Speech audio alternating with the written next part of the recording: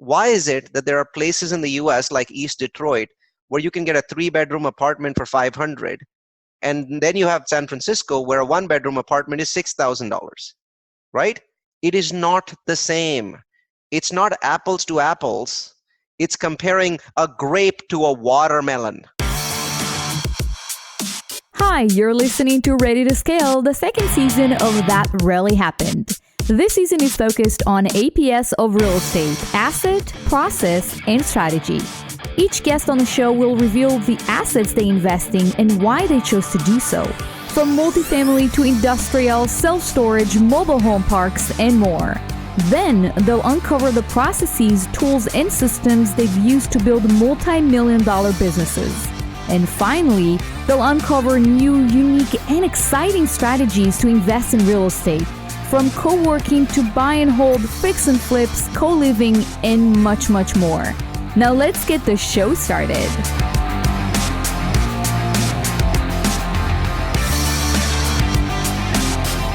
Hey guys, welcome to Ready to Scale. I'm Neal Perelman, your host, broadcasting from sunny California.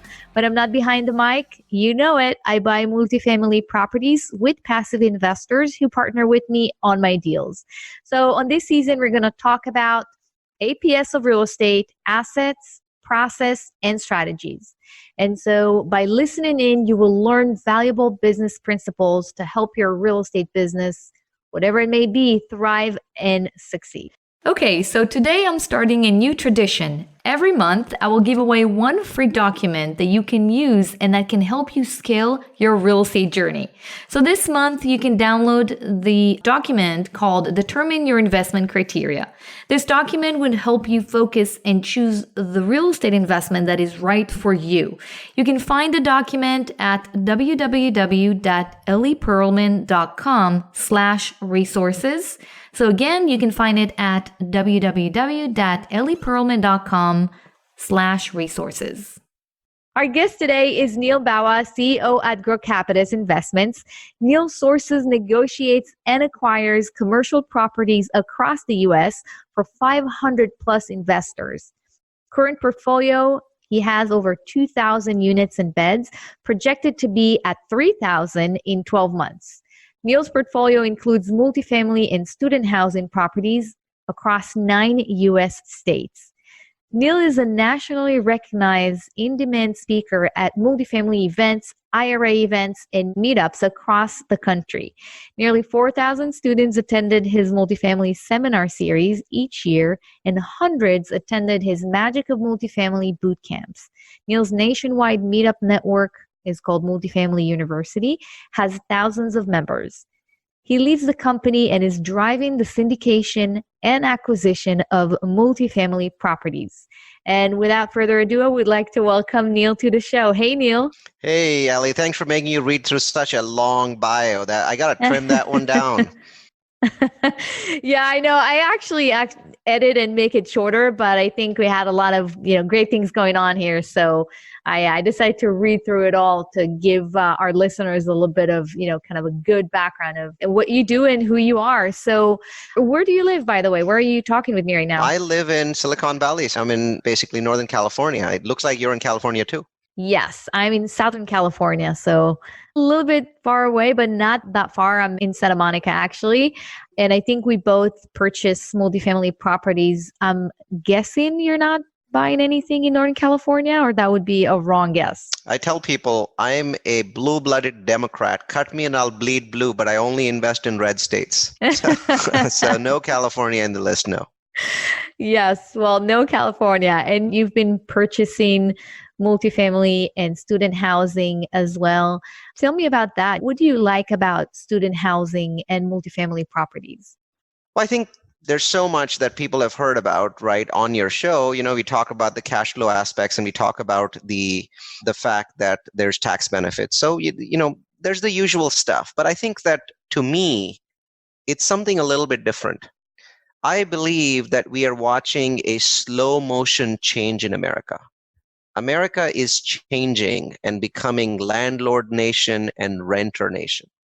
In the last 10 years, we've created somewhere between 6 and 10 million, depending upon where you get your data from, renter households.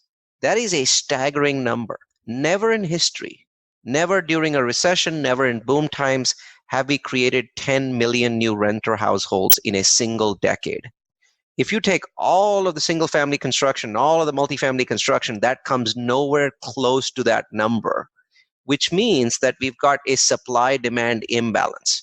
Now, having said that, you've also probably heard that there are many markets around the US where in certain submarkets, there's people giving a lot of concessions, there's a lot of oversupply, there's new buildings coming in, and people are offering 2 months and 3 months rents for free. What's interesting is that both of these things can happen at the same time.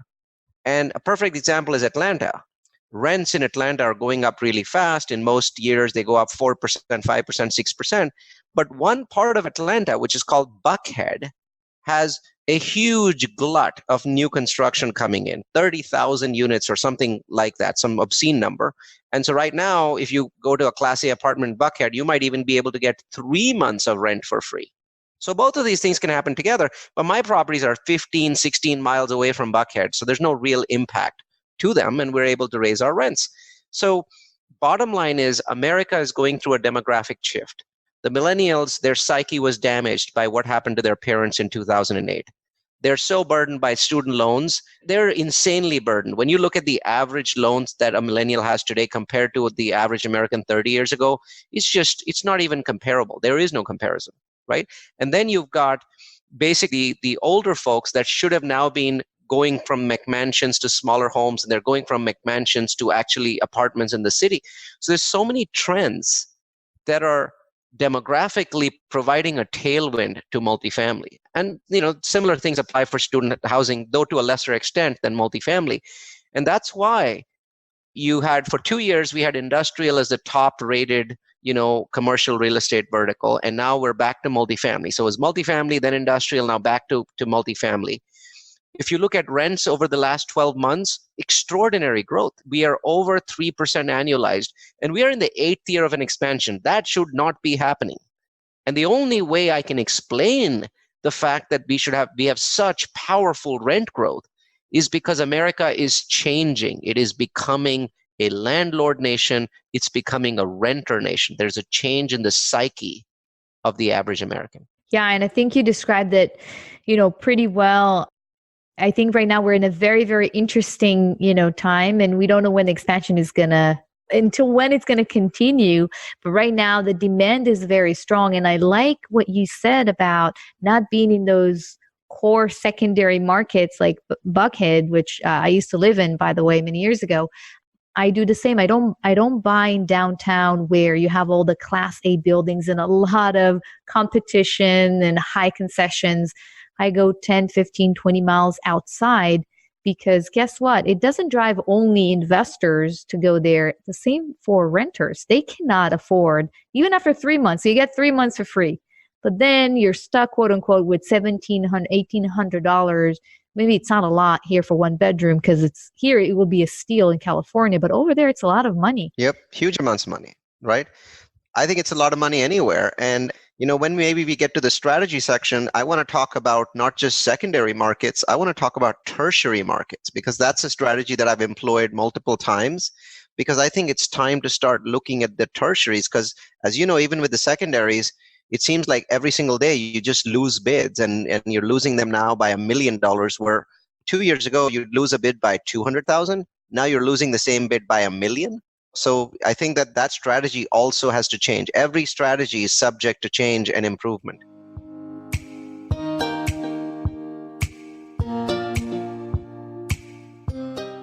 But let's kind of shift to the process. And I know you have a very robust system on how you choose your markets. And I know it's a great system, and I would love to hear from you how you do it. How do you choose a market? Well, I think that for many years, I made a huge mistake buying in Chicago earlier in the decade and really suffered. I mean, it was horrible. When I look at the loss of opportunity, I think I lost millions of dollars there. After that, I decided that I had to go find a very discrete, step-by-step, templatized way to pick markets, whether they were cities or neighborhoods. To my surprise, I found that nobody had really put that together. So I decided I'm going to be the guy that's going to put it together, and I'm going to give it away to anybody and everybody. almost like an open source thing. You don't even have to mention that this came from Neal Bawa. Take it, use it. You can call it the Lepermanent Perelman formula and apply it. It's meant to be given away because it's knowledge that everyone in real estate should have. So it took me many years of experimentation and gathering data from thousands of cities and back testing and applying some formulas. And I basically came up with 5 formulas, which, for the purposes of this podcast, I'm just going to direct you to where that information lies because it might take too long to get through it. But what I found was there were 5 factors that appeared to have the biggest impact on your profits in real estate. If you want to make money in real estate, and I'm talking about like filthy, obscene amounts of money, understand that these 5 factors are driving everything. Number 1 is population growth. Number 2 is income growth. Number 3 is home price growth. Number 4 is job growth. And the number 5 is a reduction in crime. So 4 growth factors and 1 reduction factor controls everything. These are called real estate demographics, and they're all powerful. They are the difference. And the example I love to give people is you're flying in a jet and you're going from, Los Angeles, where Ellie lives, to the San Francisco Bay Area where I live. Your plane's going to be going 550 miles an hour. But let's say that you had a 200-mile headwind. Now your plane, instead of flying 550, it's flying 350. But on the way back from San Francisco, for some reason, you had a 200-mile tailwind. Now your plane's still flying at 550, which in this example is your multifamily property. But because there's a 200-mile tailwind, you're not going at 550. You're not going at 350. You're going at 750. Isn't that an incredible difference between 350 miles an hour and 750 an hour? That's what demographic tailwinds do. They change the game. You can screw up every which way and still walk away with doubling investor returns. That's how powerful these are. They're huge. They're not the 800-pound gorilla in the room. They're the 80,000-pound gorilla. So understand these 5 demographics. And so what I did was I started teaching this at meetups and conferences across the US. I teach them about 50 times a year. And eventually I was like, this is not enough. I have to provide a way so that people can take this whenever they want from wherever they want. So I went to udemy.com, udemy.com, which is the world's biggest online university. And I built it as a 2-hour step-by-step course with Excel spreadsheets, with cheat sheets on udemy.com/realfocus, one word. So udemy.com/realfocus, hit enter. And you'll notice that of the hundreds and hundreds of real estate courses that are on udemy.com, this is the highest ranked. And at any given point of time, there are 2,000 people taking this course. I looked at it yesterday, and there were 2,170 people currently enrolled taking the course right now. So God only knows how many people take it. I think it's 10,000 people a year or something like that. But the most beautiful part of that, Ellie, is that people send me out of nowhere. I don't know them except for the fact that I know that they're enrolled in my course, but they will send me my spreadsheets with those real focus formulas filled in for some small tertiary market somewhere in the US. There's 5,000 of these tertiary markets. And they tell me, Neal, by your formulas, this market is really incredible. Imagine how powerful that information is for me. Right? Imagine what I'm able to do. Imagine the sort of places that I'm able to find, like Dalton, Georgia, right? Gainesville, Georgia, St. George, Utah, because these people keep sending me these spreadsheets, and that's their way of thanking me. And it's a huge deal for me because I would have never heard about these places. Kennewick, Washington is another one that comes to mind, and so is Grand Rapids, Michigan. I know about these markets not because I went in and implemented my system on them. Someone else did and sent it back to me. Well, that's very, very powerful. And then, when you think about all those markets, obviously you need a system to effectively and quickly, look at the information. So where can you even find the information from a credible source to understand which markets are good markets? The short answer is the course itself. Remember the 5 things that I mentioned: population growth, income growth, home price growth, job growth, and crime reduction. These are the 5 metrics. Now, the information, that's what you're asking about. Where do you get that? The answer is it's all in the course, but here's a preview. Population growth information is available on Google. The information on home price growth, right, and on income growth is available on a website called city-data.com. And so is the crime information. The crime information for every city is on city-data.com. The job information is available on a very specific website. It is the departmentofnumbers.com, that is DEPT of numbers with an S.com/employment/metros. That gives you up-to-date job growth information for any city in the United States. Once again, that last link is so valuable. It's DEPT of numbers with an S.com/employment/metros. Every metro in the US, big, small, is in there. And you'll notice the moment you go to that site and you sort by the last column, you'll notice this. We don't live in one America. We live in two. There's the America that we left behind, where even at 3% unemployment, these are cities losing thousands and thousands of jobs, and they're pretty much in the same states, right? So we see Louisiana, we see West Virginia, we see Illinois, we see a little bit of the Wisconsin area. So there's areas that are really weak compared to the Sun Belt, which you rarely ever see at the bottom of that list because most Sun Belt markets are doing so well. Absolutely. And I think it's so important to find the right market, because the best deal with the very high cap rate, which is already a red flag, very high returns in the wrong market, all your numbers and your projections might not be true. You need a solid demand and you need quality tenants in order to do well. I think bottom line is you said it exactly right. You need a combination of solid demand that stays throughout your 5-year process, and you need, high quality tenants. And so I can tell you that, if you want to do a comparison in terms of both of demand and high quality tenants, I suggest these two cities. On one side, a powerhouse cities like St. George, Utah. Pick that. Run the Real Focus system on it. Watch what happens. Then on the other side, pick Shreveport, Louisiana. Not saying it's the worst market in the US. I'm just saying I believe it's the worst market in the US. Okay? So just my personal belief. You'll notice the difference with every one of those 5 metrics. It's going to make your eyes pop out. Because for some reason, people think that there isn't a huge difference. Well, if there isn't a huge difference, why is it that there are places in the US like East Detroit where you can get a 3-bedroom apartment for $500, and then you have San Francisco where a 1-bedroom apartment is $6,000, right? It is not the same. It's not apples to apples. It's comparing a grape to a watermelon.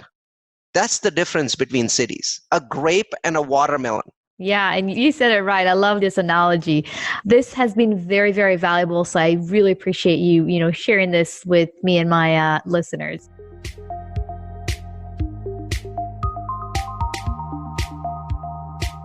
So I want to move to almost the last part of our discussion and talk about strategy. So you mentioned earlier that you're investing in current buildings, multifamily, and student housing, but also in development. I would love to know, and you also mentioned another topic that you want to talk about, in the strategy section. But maybe first, if you can talk about how different it is to actually invest in developments. And I think, I hear a lot from investors that are pretty hesitant right now at this late stage in the cycle to get into a development deal. And I'm wondering how you see things, because right now the cost of labor increase, the cost of material increase, so that translates into higher rents. And so what are your thoughts about development at this stage of the cycle? Undoubtedly, development is riskier today than it was 6 or 7 years ago. There is no doubt in my mind. But there is demand for investors in the right markets. As I mentioned, I wouldn't be doing, even if you gave me land for free, I wouldn't build something in Shreveport, Louisiana. But I can't build enough in St. George, Utah, where occupancy is 99.2% in the city of Washington, which is next to St. George. So when you look at these places where for whatever reason, people have not built enough apartment complexes, that is a supply-demand gap. If the apartment complexes are not there, Ellie, they're not going to magically appear. They're not there. There is a gap. It's huge. The only way to fill that gap at this point in time is to basically do new construction. Is it harder to raise money for new construction? Yes, it's much harder, right? You have to have a much, much larger database of investors.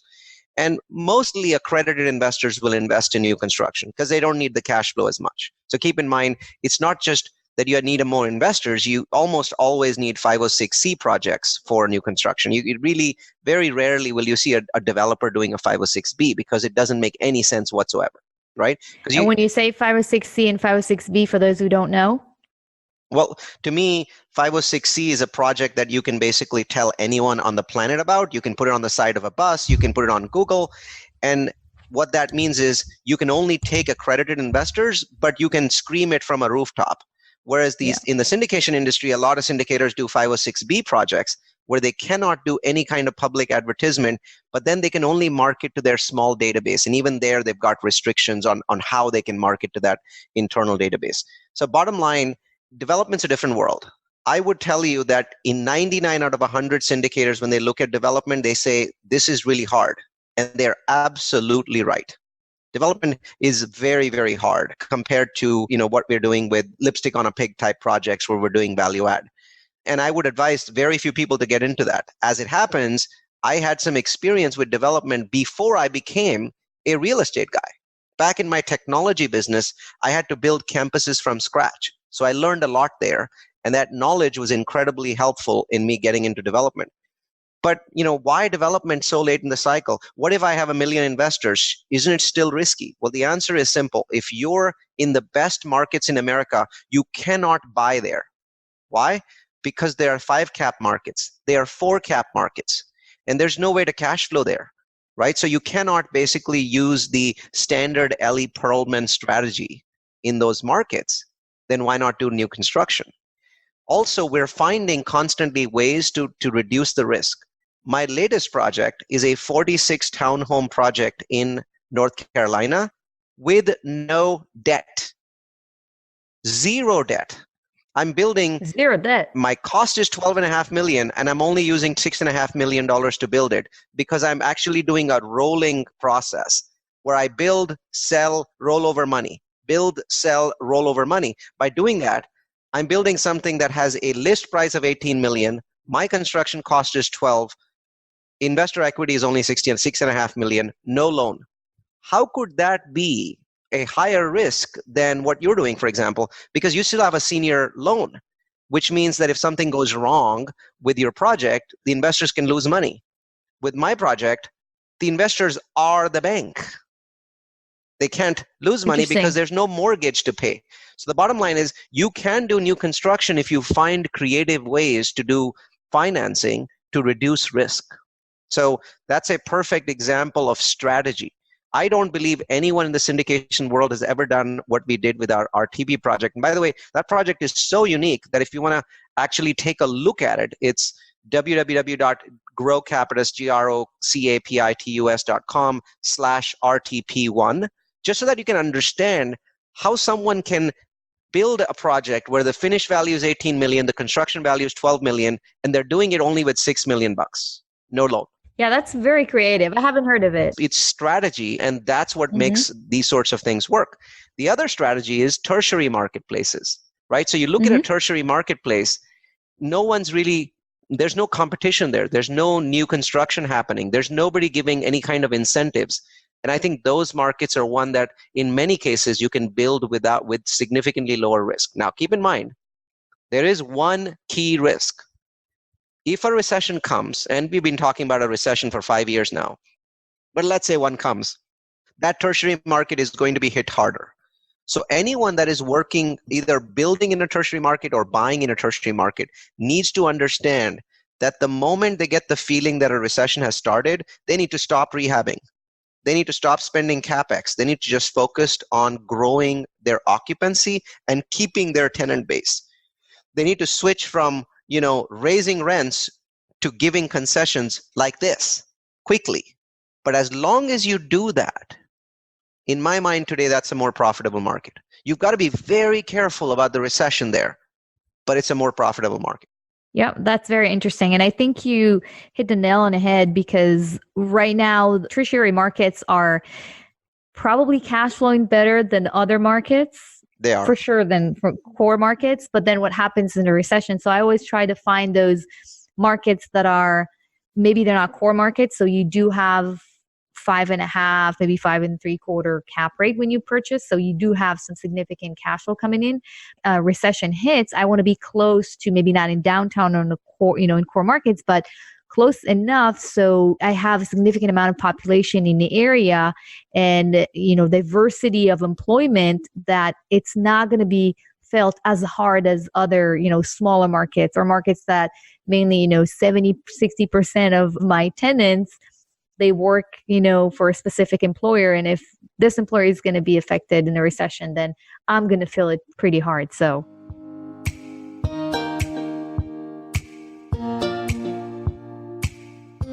you shared a lot of wisdom here, and I really appreciate it. You brought a lot of value to my listeners. That's great. And so I want to move to the last part, the lightning round question I'm ready. part. Are you ready? All right, bring it on. All right. So what's your favorite hobby? Actually, my favorite hobby is experimenting with growing tomatoes. So if you connect with me on Facebook, I connect with anybody that wants to connect with me. You'll see videos there about various experimentations around growing bigger, better tomatoes. And I've done everything from multi-level growth to LED lighting, to using LED lighting at night, 24 hours a day, to using drip systems of different kinds so that the water's not, going like twice a week, it's going 3 times a day. So all those kinds of things. And I share that information on Facebook videos. You can check out my videos on Facebook about always growth hacking tomatoes. Well, that's insane because my husband he shares the same passion, but he kills all of his tomatoes for some reason, accidentally, of course. I'll definitely going to make sure that he's going to watch your videos because I think he's going to be very happy. So next one is what's the one thing that people don't know about you? Maybe growing tomatoes is one. Well, that's a hard one.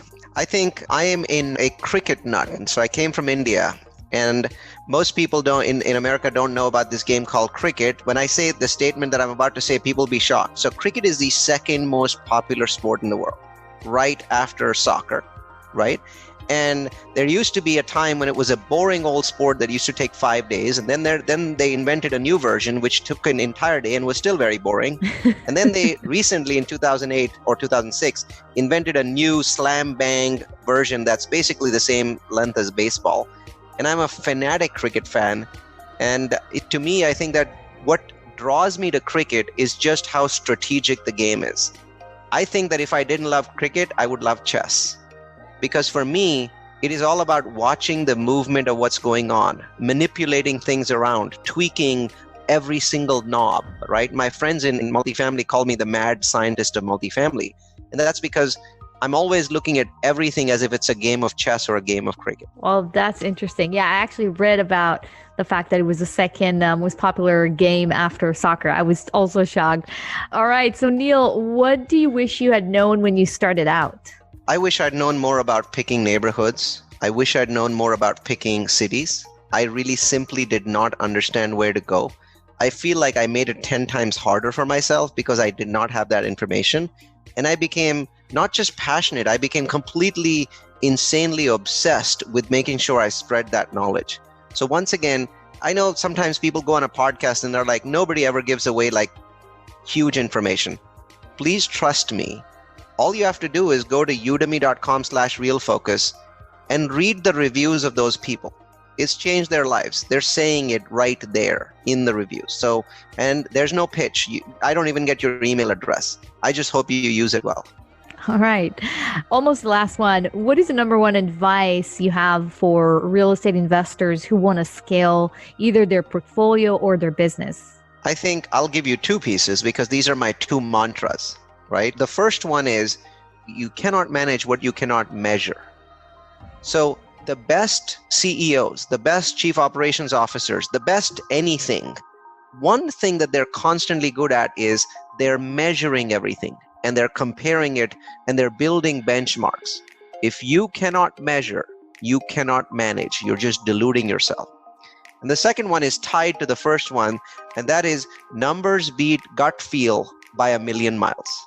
It doesn't matter how much experience you have, but I can prove it that numbers will beat gut feel all the time. And what's amazing is even though one of the reasons I have this second mantra is every once in a while I catch myself using gut feel, and then I go back and look at the numbers, and even though I should be by now better at this, but I'm not. My gut feel doesn't get any better, but my number collection and my crunching ability gets better every year.